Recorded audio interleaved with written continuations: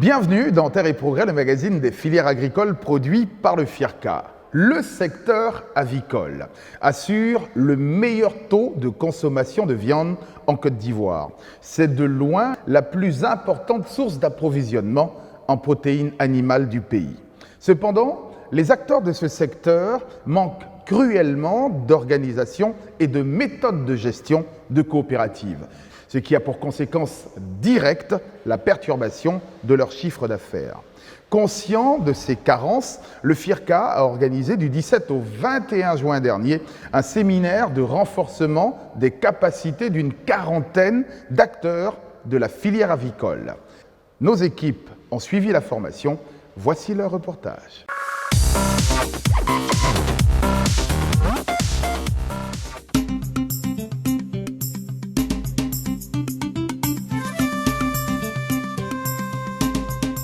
Du 17 au 21 juin 2019, une quarantaine de responsables de sociétés coopératives avicoles, composées de présidents, secrétaires, gérants et trésoriers, ont vu leurs capacités renforcées dans les domaines de la gestion coopérative et de l'esprit coopératif. Cette activité est conduite dans le cadre du volet renforcement des capacités des acteurs, inscrit au programme annuel d'action PAA 2019 du FIRCA, a été initiée avec l'interprofession avicole ivoirienne IPRAVI. Le secteur avicole moderne constitue l'une des plus importantes sources d'approvisionnement en protéines d'origine animale de la Côte d'Ivoire et assure le meilleur taux de couverture de la consommation du pays en viande. Le gouvernement ivoirien, ayant très tôt compris cette réalité, a mis un accent particulier sur le développement de l'aviculture. En effet, dès 1960, l'État a institué des centres avicoles dans tout le pays pour initier l'aviculture moderne. En 1972, une société d'État, la SODEPRA, Société de développement des productions animales, a pris la relève en mettant à la disposition des opérateurs les intrants et l'appui conseil nécessaire au développement de l'aviculture moderne. À partir de 1976, les structures privées se sont installées progressivement pour suppléer l'État. Aujourd'hui, tous les maillons constitutifs d'une filière avicole moderne sont en place et fonctionnels: unités de fabrication d'aliments, couvoirs, fermes de reproducteurs, exploitation avicole, abattoirs de volailles et centres de conditionnement d'œufs et de consommation, etc. Malgré cette évolution, beaucoup reste à faire au niveau des producteurs. En effet, l'analyse de la structuration des producteurs fait ressortir deux organisations, l'Association nationale des aviculteurs de Côte d'Ivoire, ANAVICI, et l'Union des aviculteurs de Côte d'Ivoire, UACI. Il faut également noter que ces 2/3 des producteurs sont constitués de plusieurs coopératives associations qui connaissent des faiblesses organisationnelles et un manque de formation à la gestion coopérative. Il faut dire en général, l'aviculteur, la plupart du temps, ne fait pas la comptabilité de ce qu'il fait. C'est-à-dire, les 90% des aviculteurs ne savent pas ce qu'ils dépensent pour arriver à la finalité. Je veux dire, il ne connaît pas le prix de revient de son poulet. Pourtant, il sait qu'à la fin de sa course, il doit vendre son poulet à 1800. Donc, ayant remarqué que la comptabilité ne fait pas partie de notre système de gestion, on a trouvé bon de profiter de cette formation. Pour corriger ce gap et permettre à la filière de retrouver son dynamisme, le FIRCA vient de lui apporter un coup de pouce à travers son volet renforcement des capacités des acteurs, inscrit au PAA 2019.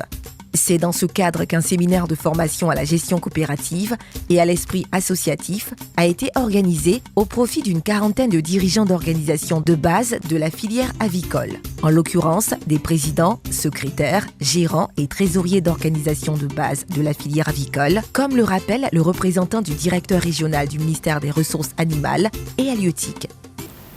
Le FIRCA, donc, dans le cadre de son volet renforcement des capacités des acteurs, vient d'initier une formation des responsables des sociétés coopératives avicoles à la gestion coopérative dans le but d'impulser un dynamisme et des repères nouveaux pour la relance de l'aviculture moderne. Nous voulons ici saluer cette action et remercier sincèrement le FIRCA pour son engagement auprès des acteurs agricoles. Les 2 modules dispensés portant sur la gestion coopérative, la gestion comptable et financière, la vie associative, les rôles, tâches et responsabilités des acteurs de la coopérative et la gestion administrative ont contribué à améliorer la connaissance des apprenants sur les textes législatifs et réglementaires relatifs aux coopératives, développant par la même occasion l'esprit associatif chez les responsables des dites organisations. Je suis dans une coopérative, disons, on a une coopérative à Yamoussoukro ici. Voilà. Bon, la coopérative joue son rôle. Nous aussi, de notre part, nous jouons notre rôle. Parce que la coopérative nous fait venir des formateurs. On reçoit des séances de formation pour pouvoir évoluer plus. Voilà. Mais comme la coopérative n'est pas bien assise, elle ne nous aide pas financièrement, elle nous aide par les formations. Voilà. Et c'est ces formations qui nous permettent d'avancer.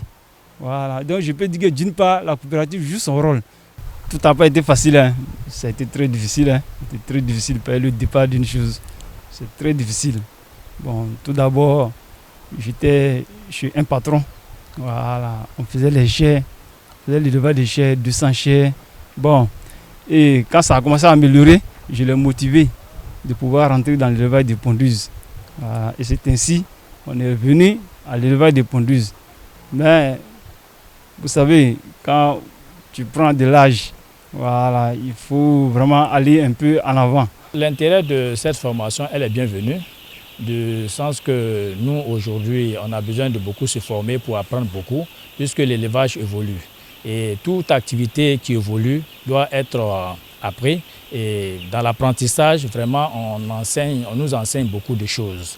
Par moments, on confondait une coopérative et puis une entreprise. On confondait une société coopérative simple et une coopérative avec conseil d'administration. Donc ça nous a donné beaucoup d'informations dans ce sens-là. Et ça permettra aussi aux membres de la coopérative de comprendre que dans chaque coopérative, chacun doit jouer son rôle. Et par rapport à toutes ces données-là, vraiment, ce qui a été accentué, c'est le regroupement des membres par rapport à leur activité. Dr Taklé Mamadou, chargé de programme élevage au FIRCA, représentant le directeur exécutif, a saisi l'occasion de cet atelier pour mettre le doigt sur les difficultés qui minent les filières d'élevage en général, avant d'encourager les acteurs à un regroupement pertinent en se posant les bonnes questions. Je vous encourage effectivement à mettre en pratique les connaissances acquises lors de cette session de formation afin d'améliorer vos performances. J'insiste là-dessus. Nous avons beaucoup de sociétés coopératives, mais qui connaissent des difficultés de fonctionnement. Bon, ce n'est pas que seulement au niveau de la filière avicole, mais ce problème existe au niveau de l'ensemble des filières des ressources animales et halieutiques.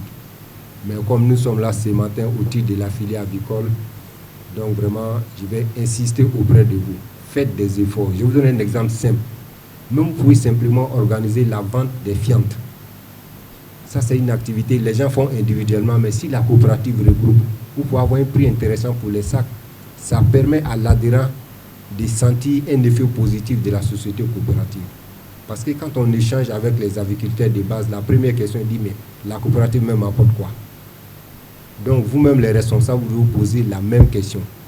Qu'est-ce que moi en tant que responsable j'apporte à mes membres?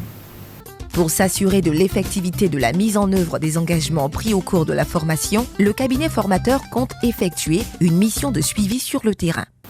Aujourd'hui, nous sommes au thème du séminaire, mais sachez que le projet n'est pas à son terme, parce que la formation est en 2 phases.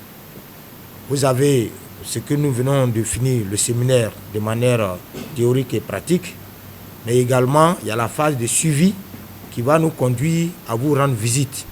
Chaque responsable de société coopérative, le cabinet viendra pour vérifier comment vous appliquez le contenu de la formation, mais également pour vous aider à surmonter les difficultés de la mise en œuvre de cette formation.